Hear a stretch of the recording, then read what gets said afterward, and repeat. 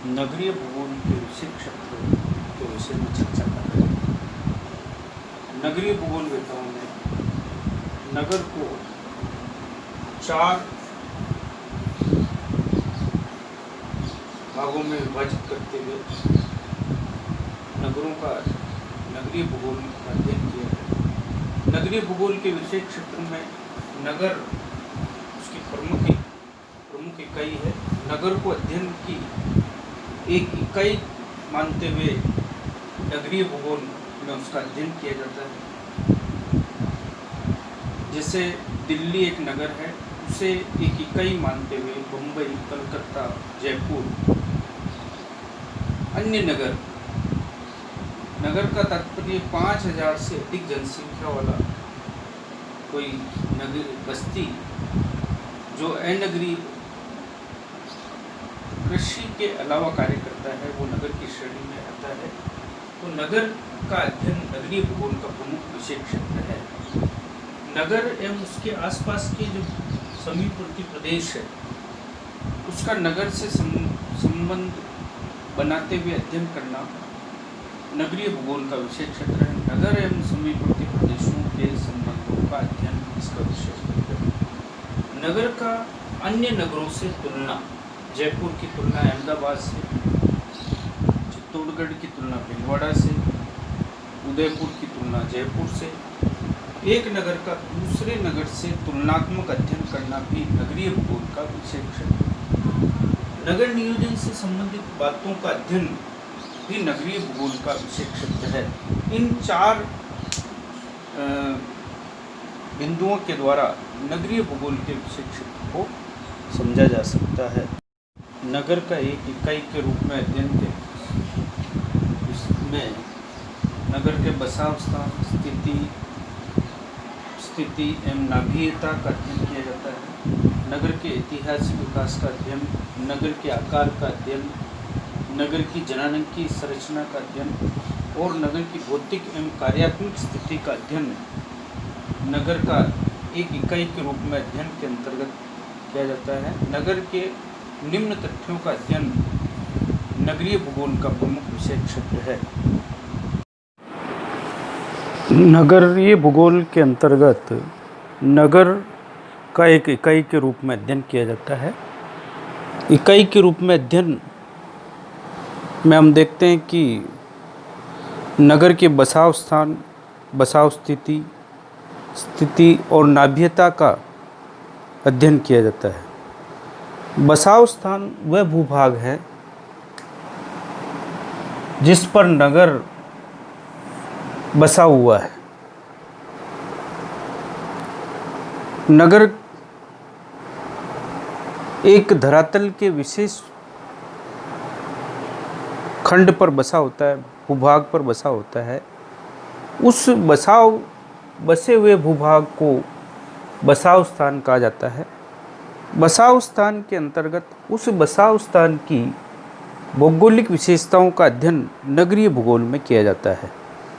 नगरीय भूगोल में ये देखा जाता है कि धरातल जिस स्थान पर नगर बसा है कैसा है, समतल है, पठारी है, मैदानी है, किस तरह का धरातल है। चूँकि नगर के लिए समतल धरातल को सबसे उपयुक्त माना गया है, क्योंकि नगर का फैलाव उसके ऊपर निर्भर करता है। साथ ही नगर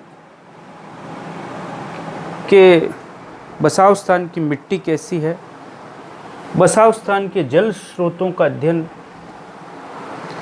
आवागमन के प्राकृतिक साधनों का अध्ययन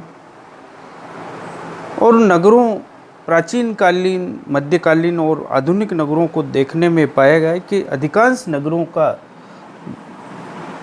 बसाव स्थान नदी घाटियाँ के पास में है या निम्न भूभाग है। निम्न भूभाग और नदी घाटियाँ जल की आपूर्ति, समतल धरातल और व्यापारिक दशाओं के लिए आदर्श स्थिति माना गया। अधिकांश नगर जो है नदी घाटियों और निम्न भूभागों में ही बसे हैं। नगरों के बसाव स्थान में के द्वीप, पहाड़ियाँ, पहाड़ी भूभाग, 2 पहाड़ियों के बीच का प्रदेश या समतल चौरस भूभाग नगर के लिए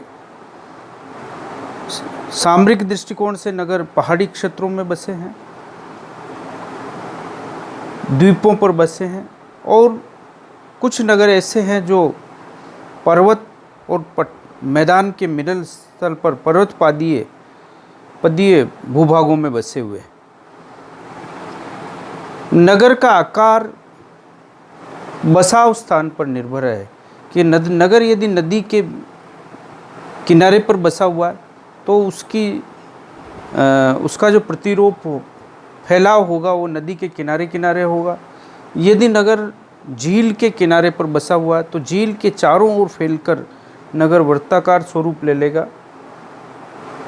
नगर यदि बंदरगाह के रूप में है तो महासागर के किनारे किनारे पर वो फैलेगा। पर्वतपदीय भूभाग की स्थिति में होने पर, पहाड़ी भूभाग होने पर नगर जो है मैदानी क्षेत्र की ओर फैलाव होगा, पहाड़ी के किनारे किनारे पर नगर का फैलाव। तो बसाव स्थान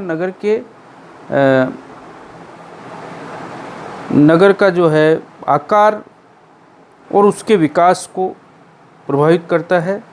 यदि बसाव स्थान उपयुक्त है तो नगर का विकास होगा, क्योंकि जल स्रोत, मिट्टी और धरातल ऐसे भौगोलिक तत्व हैं विशेष जिनके द्वारा नगर प्रभावित होता है, नगर का आगे विकास होगा।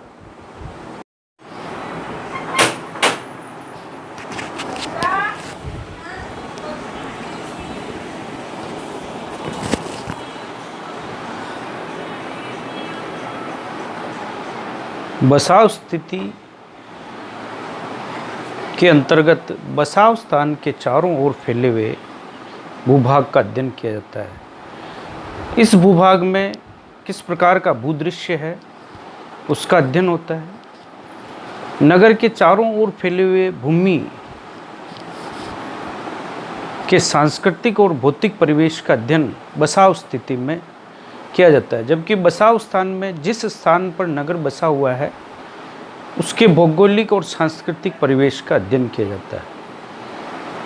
उस बसाव स्थान के धरातल, मिट्टी, जल स्रोतों का अध्ययन किया जाता है, जबकि बसाव स्थिति में नगर के चारों ओर फैले हुए भूभाग की मिट्टी, उसके धरातल, मिट्टी का उपजाऊपन, चारों ओर फैली हुई भूभाग में बसने वाले लोगों की जनसंख्या के व्यवसाय, कितने लोग रहते हैं इसके बारे में, साथ ही बसाव स्थिति के अंतर्गत नगर के चारों ओर फैले हुए भूभाग के अंतर्गत कौन कौन से परिवहन के मार्ग, कौन से सड़क, रेल मार्ग, वायु मार्ग और जल मार्ग की सुविधा उसे उपलब्ध है, इन सब का अध्ययन नगरीय भूगोल के अंतर्गत किया जाता है। और वो बसाव स्थान जो है उस नगर के विकास को प्रभावित करता है। यदि बसाव स्थिति अनुकूल है तो उस नगर का विकास अत्यधिक होगा, अन्यथा उसके विकास में अवरोध पैदा होगा। बसाव स्थिति की भांति ही स्थिति का भी नगरीय भूगोल में अध्ययन किया जाता है। स्थिति में को दो रूपों में देखा जाता है। पहली है वास्तविक स्थिति। नगर की जो वास्तविक स्थिति है वो विश्व मानचित्र के संदर्भ में देखी जाती है कि नगर किन अक्षांश और देशांतर रेखाओं पर स्थित है। नगर की अक्षांशीय एवं देशांतरीय स्थिति को उसकी स्थिति वास्तविक स्थिति कहा जाता है। सापेक्षिक स्थिति के अंतर्गत नगर जो है अपने समीपवर्ती स्थानों से कितना दूर है और उसकी दिशा कितनी है। जो स्थापित लैंडमार्क्स हैं या आसपास के जो नगर हैं उन नगरों से वो कितना दूर है और किस दिशा में उसकी स्थिति है, उसका जो अध्ययन है वो सापेक्षिक स्थिति के अंतर्गत किया जाता है। नगरीय भूगोल का ये विषय क्षेत्र है कि हम नगरों की स्थिति, बसाव स्थिति और बसाव स्थान का अध्ययन नगरीय भूगोल के अंतर्गत करते हैं।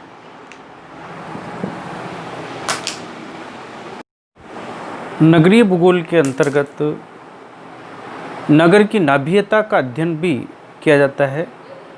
नगर कितने मार्गों का मिलन स्थल है, कौन कौन से मार्ग आकर नगर के में मिल रहे हैं। जितने अधिक मार्गों का मिलन नगर में होगा उतना ही नगर का विकास अधिक होगा। नगर को मार्गों के केंद्र के रूप में मानकर, उसके कार्यों को आधार मानकर उसकी नाभियता को मापा जा सकता है कि जितने अधिक मार्ग नगर से होकर गुजरेंगे उतनी ही उसकी अधिक नाभियता होगी। इसका अध्ययन नगरीय भूगोल में किया जाता है। दिल्ली जो है भारत के केंद्र में है। उसी तरह से कई ऐसे नगर हैं जो नगरीय मार्गों के केंद्र हैं और उनका विकास निरंतर हो रहा है। यदि नगर की नाभियता में कमी होती जाती है तो नगर का विकास जो है अवरुद्ध हो जाता है। नगरीय भूगोल के विशेष क्षेत्र के अंतर्गत नगर का एक इकाई के रूप में अध्ययन किया जाता है। उसमें हम लोगों ने नगर के बसाव स्थान, बसाव स्थिति और नाभियता के बारे में अध्ययन किया। नगर का इकाई के रूप में अध्ययन में ही नगर के ऐतिहासिक विकास का भी अध्ययन किया जाता है। ऐतिहासिक विकास में नगर का जन्म या उसकी स्थापना कब हुई, स्थापना के समय में उसके बसाव स्थान और बसाव स्थिति कैसी थी, समय के साथ साथ नगर का बनना और बिगड़ना किस तरह का रहा, उसका विकास कैसा रहा। नगर के विस्तार के साथ साथ नगर ने बसाव स्थान और बसाव स्थिति को में किस प्रकार का परिवर्तन किया। नगर के विकास की विभिन्न अवस्थाओं का अध्ययन ऐतिहासिक विकास के अंतर्गत किया जाता है। ये नगरीय भूगोल का विशेष क्षेत्र है। नगर के विकास में कई राजनीतिक घटनाएं प्रभाव डालती है। कई नगरों का जन्म राजनीतिक घटनाओं के कारण से, किसी प्राचीन काल में उज्जैन, दिल्ली ऐसे नगर हैं जिनको राजधानी के रूप में स्थापित किया। कलकत्ता अंग्रेज़ों ने भारत की राजधानी स्थापित की, उसके बाद में दिल्ली को लिया, जयपुर, कई ऐसे राजधानी नगर है, धार्मिक नगर है जिनका विकास जो है राजनीतिक घटनाओं के परिणाम स्वरूप हुआ। चंडीगढ़ है जो सुनियोजित नगर है, ये भी राजनीतिक इच्छा शक्ति के साथ ही इसका विकास हुआ। ऐतिहासिक विकास के अंतर्गत ये देखा जाता है कि नगर में समय के साथ उसका विस्तार कैसा हुआ, उसके बसाव स्थिति और बसाव स्थान में क्या परिवर्तन हुआ और धीरे धीरे नगर जो है का विकास कैसे हुआ। भौगोलिक घटनाओं में भौगोलिक घटनाएं नगर के विकास को कैसे प्रभावित करती रही और नगर का विकास उन भौगोलिक घटनाओं को कैसे प्रभावित करता रहा। इन सभी तथ्यों का अध्ययन ऐतिहासिक विकास के अंतर्गत नगरीय भूगोल का विषय क्षेत्र है। नगरीय भूगोल के विषय क्षेत्र के अंतर्गत नगर के आकार का अध्ययन किया जाता है। नगर के आकार को दो भागों में बांटा गया है। पहला नगर की जनसंख्या के आधार पर और दूसरा नगर के क्षेत्रीय फैलाव के आधार पर। क्षेत्रीय फैलाव, धरातल पर नगर कितना विस्तृत हुआ है, और प्रथम जो आधार है वो नगर के जनसंख्या के आकार, दूसरा क्षेत्रफल के आधार पर उस नगर के आकार को तय किया गया है। जनसंख्या के आधार पर नगर को कस्बा, नगर, महानगर, वृद्ध नगर के रूप में हम देखते हैं। भारतीय जनगणना विभाग के अनुसार भारत में नगरीय बस्तियों को 6 वर्गों में विभाजित किया है। जनसंख्या के आधार पर 5000 तक की जनसंख्या रखने वाले बस्ती को भारतीय जनगणना विभाग में नगर का दर्जा दिया गया है, उसमें 75% से अधिक व्यक्ति कृषि के अलावा कार्यों में संलग्न हो और जिसकी जनसंख्या 5000 हो, उसे नगर की श्रेणी में रखा गया छोटा कस्बा कहलाता है। 5000 से 9999 तक के जो जनसंख्या के नगरीय बस्तियां हैं उन्हें छोटे कस्बे कहा जाता है, नगर की श्रेणी में लिया जाता है। 10,000 से 19,999 तक की जनसंख्या के नगरीय बस्ती को कस्बा कहा जाता है और 20,000 से 49,999 जनसंख्या वाले नगरीय बस्ती को कस्बे, मध्यम कस्बे की श्रेणी में लिया जाता है। 50,000 से 99,999 तक की जनसंख्या के कस्बों, नगरीय बस्ती को बड़े कस्बे की श्रेणी में रखा गया है। 1 लाख से अधिक जनसंख्या वाले नगरीय बस्ती को वास्तव में नगर या शहर कहा जा सकता है। जिस शहर में जनसंख्या 1 लाख से अधिक है उसे नगर की परिभाषा में लिया जाता है। 10 से लेकर 30 लाख तक की जनसंख्या वाले नगर को महानगर और 30 लाख से अधिक जनसंख्या रखने वाले नगर को वृहद महानगर, ग्रेटर मेट्रोपॉलिटन सिटी कहा जाता है। इस तरह से हम नगर को जनसंख्या के आधार पर और नगर के क्षेत्रीय फैलाव के आधार पर वर्गीकृत कर नगरीय भूगोल में उसका अध्ययन किया जाता है।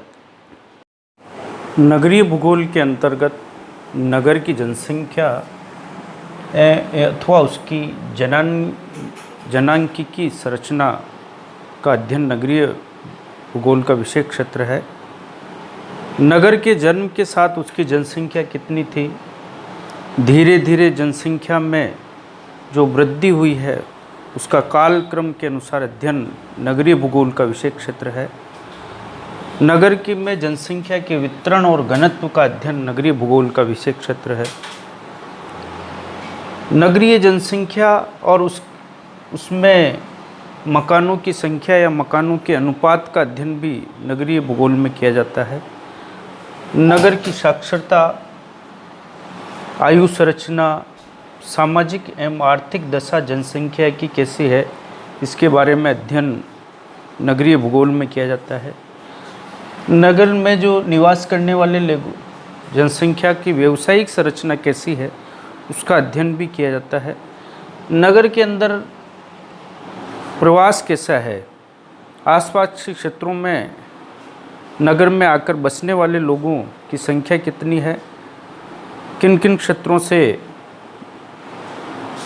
और किस व्यावसायिक संरचना के व्यक्ति, आयु वर्ग के व्यक्ति आकर नगर में निवास करते हैं, इसका अध्ययन भी नगरीय भूगोल का विषय क्षेत्र है। क्योंकि नगर का निर्माण करने वाला मानव ही है और मानव की आर्थिक, सामाजिक, व्यावसायिक, उसकी संख्या, साक्षरता, आयु संरचना, लैंगिक संरचना आदि का अध्ययन जो है नगरीय भूगोल का प्रमुख विषय क्षेत्र है।